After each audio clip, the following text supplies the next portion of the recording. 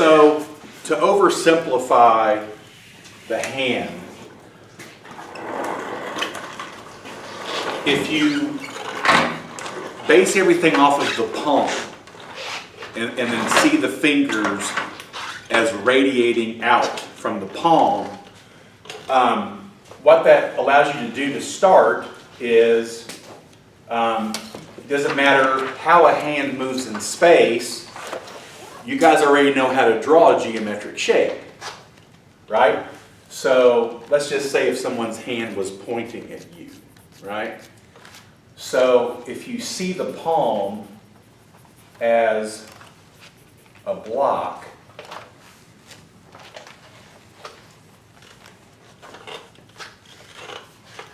right?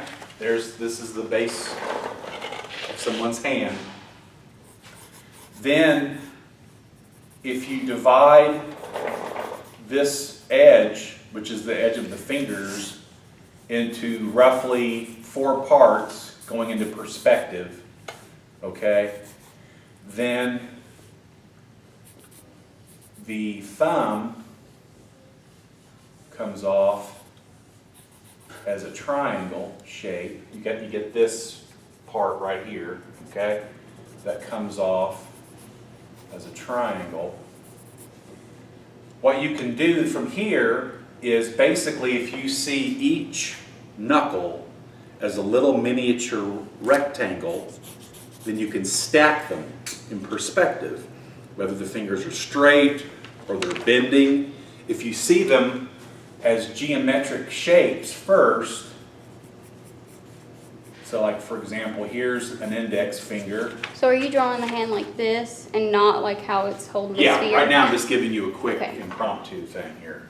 So here's an index finger with the first knuckle coming forward, and then we can build on that and stack, the second knuckle, and then we can build on that and stack the third. So there's a finger pointing, okay? And then let's say the other fingers were curling under, right? So the middle finger, maybe the first knuckle's coming out at us, okay? But then the second knuckle is going down, it's bending. And then you would see the top knuckle then be a rectangle in the back. And then let's say the same for the third finger and the same for the pinky, right? All of these are stacking up geometrically. And then the thumb, once you get past the triangular shape, the thumb is just 2 joints instead of 3. So, the thumb can come off as, this. Let's say it's curling in like this, something like that. If you can break the hand down into those geometric shapes, it's a lot easier to build it and see it from a variety of angles. And then, it's just a matter of whatever the contour is. When you get to the knuckles, and as things kind of open up and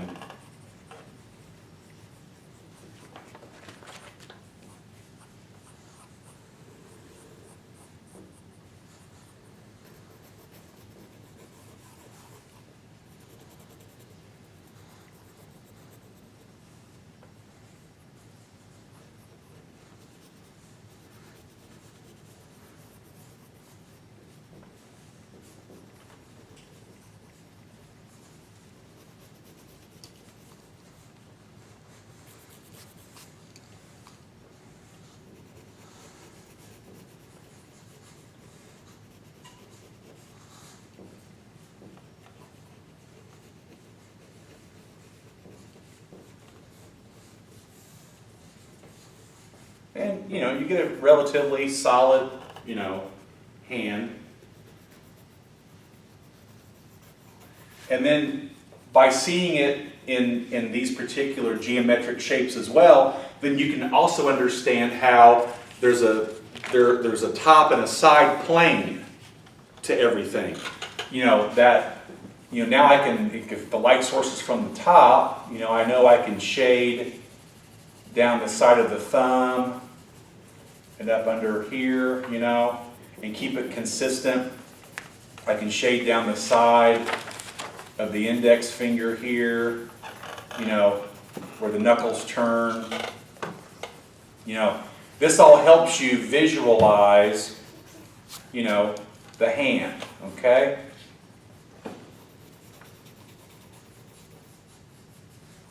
And you can see all that, how easy that kind of comes together. And like I said, this is very oversimplified because, there's lots of other masses to the hand that we haven't talked about. This is obviously very flat, but, you have, the palm has very meaty sections to it that, you have to take into consideration and build that up in the hand, and make sure you're getting the right kind of mass to things. But it's not that hard to do when you have this basic structure, okay?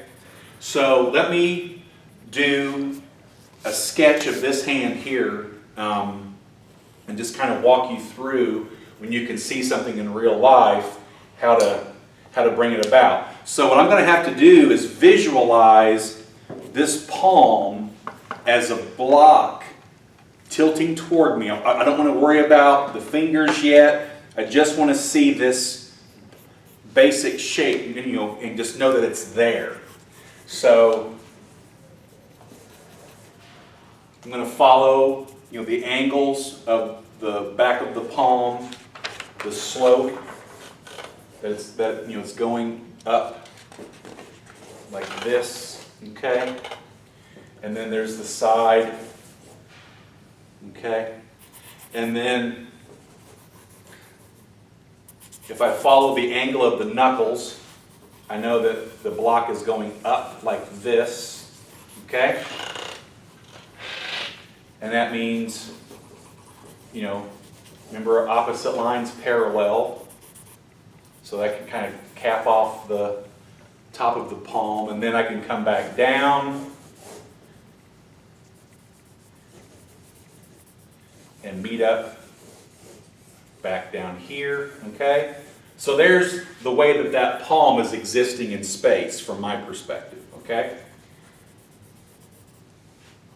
And now I can segment this top into 4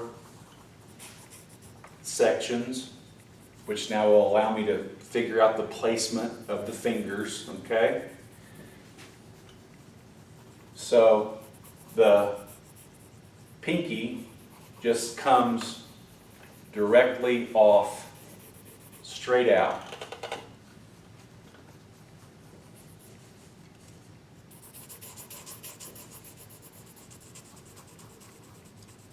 And that first knuckle is on an angle about like this, okay? And you can see a little bit of the side. Okay.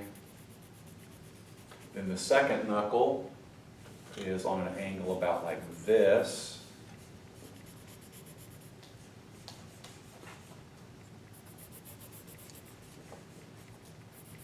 And I can see a little bit of the side there.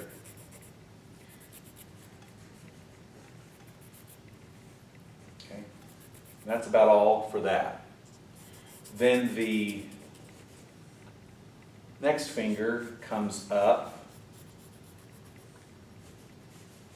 at a slightly higher angle.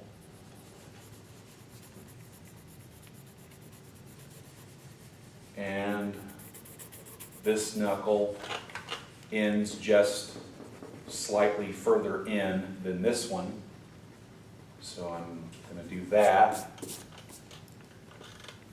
And then this knuckle takes a much sharper drop down like this, and it comes to about there. Okay? And then all this is the side of that finger there. Then the middle finger comes off, and this time the first knuckle starts way back here in relation to the next finger, because it's actually in a foreshortened perspective because it's starting to turn towards us. So if you base the knuckles on where they are in relation to the finger next to them, it kind of helps guide you through your placement and how these fingers exist in space. So this comes up, then the next knuckle comes straight out.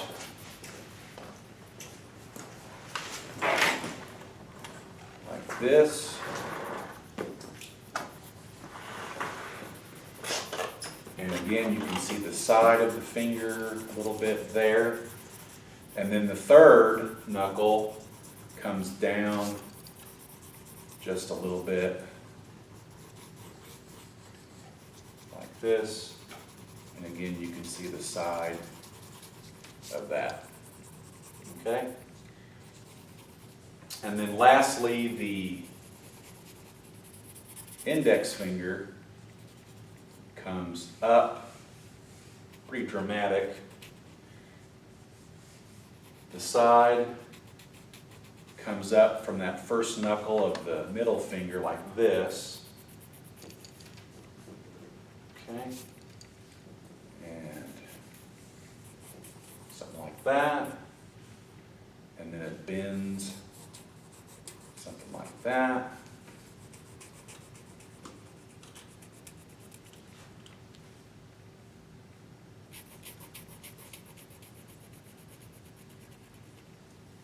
And then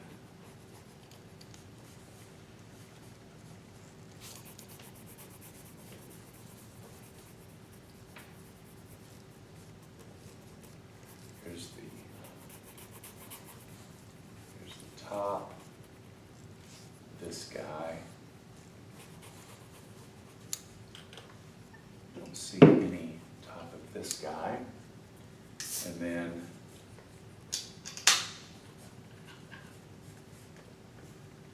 this guy comes out, and he's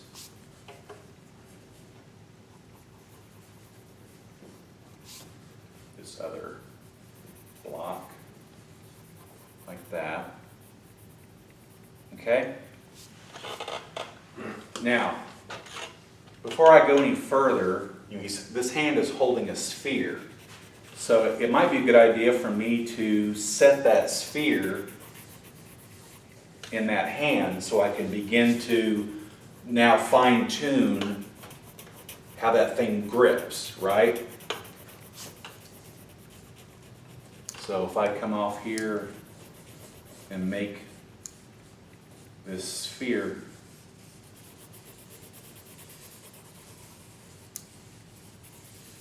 that's looking pretty good.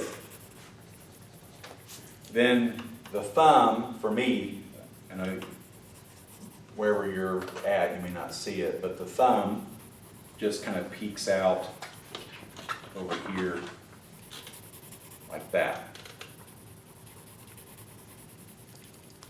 Okay, now coming back down to the palm, I've got to think about that triangle where it meets the palm, and now I can start to think about the contours and the mass, the different muscle masses in the palm, and now I can really fine-tune this and just start to chisel it down, sculpt it in a way to where it starts to have the contours of the hand. So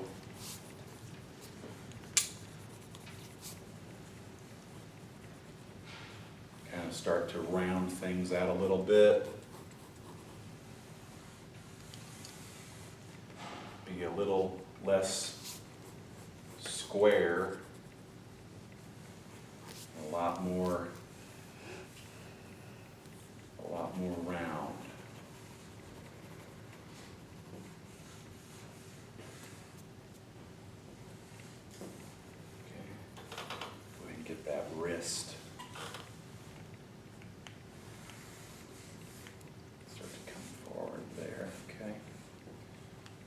this guy comes up.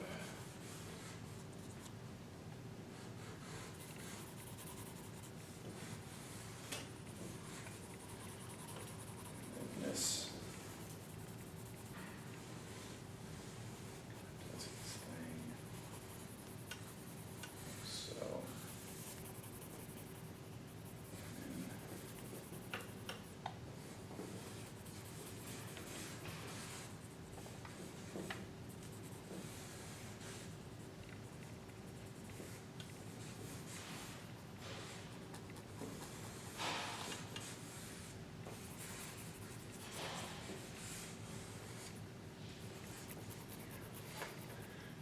Okay, and then as we get in here now, we have our knuckles.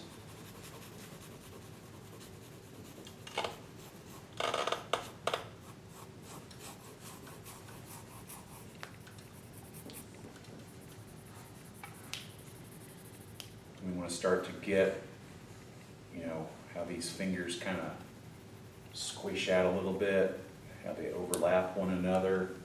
We want to get that nice sense of mass of the fingers. Start to think about these knuckles. Okay.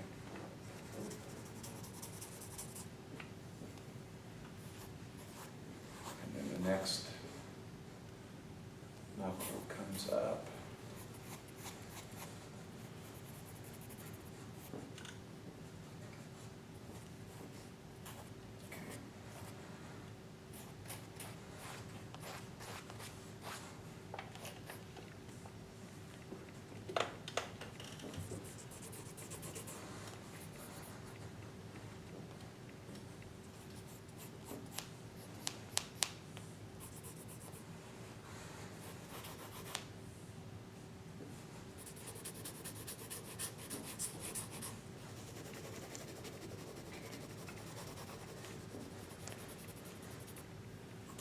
Next,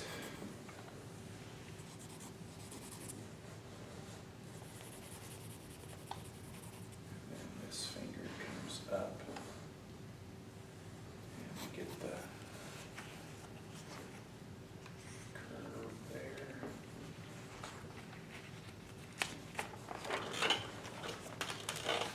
And this comes up like that.